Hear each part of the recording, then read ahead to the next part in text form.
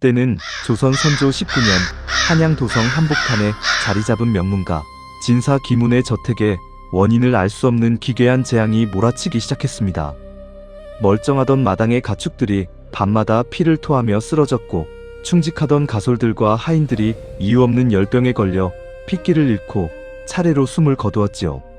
대관절 무슨 죄를 지었기에 이토록 잔인한 저주가 가문에 내린단 말인가. 김진사의 가슴은 밤마다 타들어갔습니다. 하지만 가장 끔찍한 일은 밤마다 안방에서 벌어졌습니다. 김진사의 노모가 언제부터인가 무언가에 홀린 듯 밤마다 사방이 캄캄한 벽을 향해 넋을 잃고 소리를 중얼거리기 시작한 것입니다. 왔구나. 저기 붉은 옷을 입은 처자가 또 와서 나를 부르는구나. 노모의 눈동자는 이미 초점을 잃어버린 채 허공을 헤매고 있었고 가문은 순식간에 피비린내 나는 공포와 파멸의 수렁으로 빠져들고 있었습니다. 그러던 어느 날 김진사의 아들이자 가문의 기둥인 젊은 선비 김여물마저 원인 모를 극심한 고열에 시달리며 사경을 헤매기 시작했습니다. 의원들이 다녀갔으나 혀를 내두르며 처방을 포기했지요. 가문이 완전히 멸문지화를 당할 위기에 처했을 때 구원의 손길처럼 당대 최고의 명의인 어의 허준이 소문을 듣고 김진사의 집안으로 발을 들여놓았습니다. 허준은 가라앉은 눈빛으로 사경을 헤매는 김여물의 맥을 짚었습니다. 그런데 맥을 짚던 허준의 손끝이 눈에 띄게 파르르 떨리기 시작했습니다. 이것은 사람의 병이 아니었습니다. 이 세상의 혈색이 아닌 차갑고 서늘한 기운이 젊은이의 온몸을 갉아먹고 있었던 것이죠. 허준은 천천히 고개를 들어 김진사를 바라보았습니다. 그의 목소리는 차갑게 얼어붙어 있었습니다. 진사 어른, 이 병은 약재로 고칠 수 있는 것이 아닙니다. 이 집안 전체를 감싸고 있는 것은 사람이 아니라 지독한 원한을 품은 기기이옵니다. 혹시 이 가문에서 억울하게 피를 흘리며 죽어간 여인이 있거나 어딘가에서 불길한 물건을 들여온 적이 없으십니까? 허준의 날카로운 추궁에 김진사는 순간 안색이 하얗게 질렸습니다.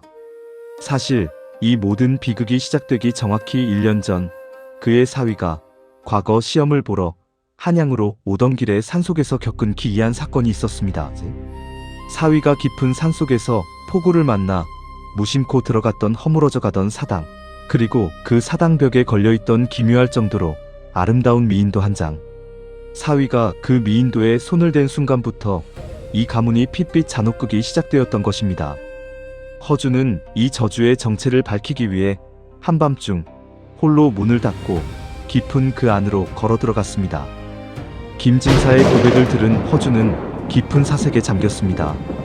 사실 허준에게는 조정의 그 누구에게도 발설하지 않은 평생을 통틀어 가장 소름 끼치고 기이한 비밀스러운 경험이 하나 있었기 때문입니다. 때는 수년 전 허준이 내의원 휴가를 받아 잠시 도성 밖 외딴 초막에서 하룻밤을 묵고 있을 때의 일이었습니다. 밤이 깊어 자시가 되었을 무렵 사방이 적막한 초막 마당에서 가슴을 찢는 듯한 여인의 원통한 울음소리가 들려왔습니다. 허준은 의원으로서 수많은 죽음을 보았기에 대수롭지 않게 여기며 문을 열었으나 마당에는 개미 한 마리 보이지 않고 오직 서늘한 밤 한 개만 자욱할 뿐이었지요. 그런데 참으로 소름 끼치는 일은 그 다음이었습니다. 아무것도 없는 텅 빈 허공에서 새빨간 핏방울이 땅바닥으로 한 방울, 두 방울 뚝뚝 떨어지기 시작하는 것이 아닙니다. 보통 사람이라면 비명을 지르며 도망쳤겠으나 당대 최고의 명의였던 허준은 정신을 바짝 차리고 그 핏방울이 떨어지는 허공을 향해 조심스럽게 다가갔습니다. 허준은 눈을 감고 텅 빈 허공에 손을 뻗어 보이지 않는 무언가의 손목을 짚었습니다. 놀랍게도 아무것도 만져지지 않는 허공에서 희미하지만 분명하게 툭 뛰고 있는 차가운 맥박이 느껴졌습니다. 그것은 원한에 가득 차 구천을 맴도는 원기의 영혼의 맥이었습니다. 허준은 품속에서 커다란 은침을 꺼내어 보이지 않는 영혼의 혈 자리를 정확히 찔렀습니다. 그리고 허공에 뭉쳐있던 시커멓고 나쁜 죽은 피를 사정없이 뽑아내기 시작했지요. 그것은 억울하게 죽어 뇌와 가슴에 맺혀있던 원한의 어혈이었습니다. 죽은 피가 다 빠져나가자 허공에서 스르륵 연기 같은 실루엣이 뭉치더니 기막히게 아름다운 처녀의 모습을 한원귀가 허준 앞에 모습을 드러냈습니다. 여인은 허준 앞에 무릎을 꿇고 눈물을 흘리며 절을 올렸습니다. 신성한 의원님 덕분에 가슴에 맺힌 피를 토해내고 드디어 숨을 쉴 수 있게 되었습니다. 이 은혜는 평생 잊지 않고 언젠가 반드시 갚아드리겠습니다. 허준이 그녀에게 무슨 한이 맺혔냐 묻자 여인은 피눈물을 흘리며 답했지요. 저는 본래 사대부 가문의 교수였으나 탐관오리의 손에 가문이 몰살당하고 억울하게 죽어 미인도 초상화에 영혼이 갇힌 몸입니다. 여인은 슬픈 눈으로 허준을 바라보며 말을 이어갔습니다. 얼마 전 한 선비가 제 초상화에 손을 대어 그 인연을 따라 이 가문으로 들어왔사옵니다. 제 귀기가 너무 강해 가문이 파멸하고 있으나 저 침대에 누워 사경을 헤매는 젊은 선비 김여물만은 제 진정한 배필로 삼고 싶사옵니다. 의원님, 제 간청을 들어주십시오. 만약 저를 쫓아내지 않으신다면 6년 뒤 김여물 도령이 역사의 소용돌이 속에서 억울하게 죽음을 맞이할 때 제가 구천에서 그와 영혼의 짝이 되어 그의 넋을 영원히 지켜주겠나이다. 과거 자신의 초막에서 마주했던 그 처녀 원기의 유언이 지금 김진사의 저택에 내린 저주와 완벽하게 일치한다는 사실을 깨달은 허준은 온몸에 소름이 돋았습니다. 허준은 당장 김진사의 방으로 뛰어들어가 가문을 살릴 마지막 기이한 제안을 던지게 됩니다. 허준은 김진사의 방으로 들어가 단호한 어조로 말했습니다. 진사어른, 지금 여물 도령을 살릴 방법은 단 하나뿐입니다. 이 원기는 도령을 해치려는 것이 아니라 영혼의 동반자로 삼고자 하는 것입니다. 그러니 처녀의 초상화를 영변 땅의 사당에 고이 모셔 하늘 달래주고 6년 뒤에 벌어질 운명의 도령의 목숨을 맡기셔야 합니다. 김진사는 아들을 살리기 위해 눈물을 머금고 허준의 제안을 받아들였습니다. 기이하게도 허준이 처녀의 원혼과 약조를 맺자마자 사경을 헤매던 김여물은 언제 아팠냐는 듯 씻은 듯이 자리를 털고 일어났지요. 가문을 짓누르던 피비린내 나는 저주도 씻은 듯이 사라졌습니다. 세월은 흘러 정확히 6년 뒤인 1592년 조선 역사상 가장 참혹한 비극인 임진왜란이 발발했습니다. 일본의 왜군들이 파죽지세로 한양을 향해 진격해오자 선조 임금은 조선 최고의 명장 신립장군을 삼도순변사로 임명하여 내려보냈고 6년 전 원기의 저주에서 살아남았던 김여물은 신립장군의 핵심 부장종사관이 되어 전장으로 향했습니다. 신립장군이 이끄는 조선의 정예기병대는 충주탕금대에 배수진을 쳤습니다. 등 뒤는 서슬 퍼런 강물이 흐르고 앞에는 조총으로 무장한 수만 명의 왜군이 포위하고 있었지요. 김여물은 지형의 불리함을 알고 신립장군에게 간곡히 조언했습니다. 장군, 이곳은 사방이 진흙창이라 기병이 달리기 불리합니다. 조령협곡으로 들어가 매복하여 싸워야 합니다. 하지만 눈이 뒤집힌 신립장군은 거만하게 고함을 질렀습니다. 우리 기병대의 위용이면 왜군 놈들 따위는 단숨에 짓밟을 수 있다.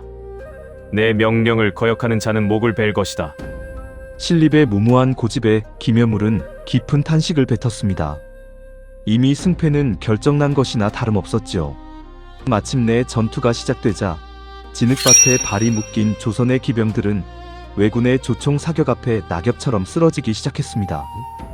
탕금대 들판은 순식간에 조선 군사들이 흘린 피로 붉은 바다를 이루었지요. 신립장군은 패배를 직감하고 절망하여 강물에 몸을 던져 자결했습니다. 군사들이 모두 도망치고 홀로 남은 절체절명의 순간 김여물은 도망치는 대신 칼을 뽑아들고 밀려오는 왜군 한복판으로 사정없이 돌격했습니다. 그의 온몸에 수십 발의 조총 탄환과 칼날이 박히는 잔인한 고통 속에서도 김여물은 단 한 걸음도 물러서지 않고 장렬하게 전사했습니다. 6년 전 허준의 초막에서 처녀 원기가 예언했던 억울한 죽음의 날이 정확히 찾아온 것입니다. 탄금대 전투의 참혹한 패배 소식이 한양 도성에 전해지자 조정은 거대한 충격과 슬픔에 잠겼습니다.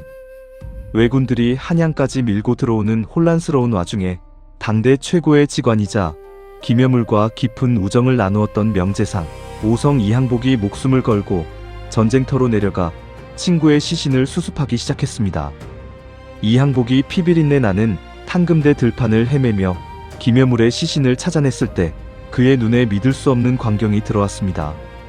왜군들의 무자비한 공격으로 김여물의 육신은 형체를 알아볼 수 없을 정도로 참혹하게 훼손되어 있었으나 이상하게도 그의 넋이 깃든 백골 주변에서는 은은하고 기묘한 매와 향기가 진동하고 있었던 것입니다. 6년 전 그 처녀 원귀가 먹을 갈 때 방안을 가득 채웠던 바로 그 신비로운 향기였습니다. 이항복은 순간 깨달았습니다.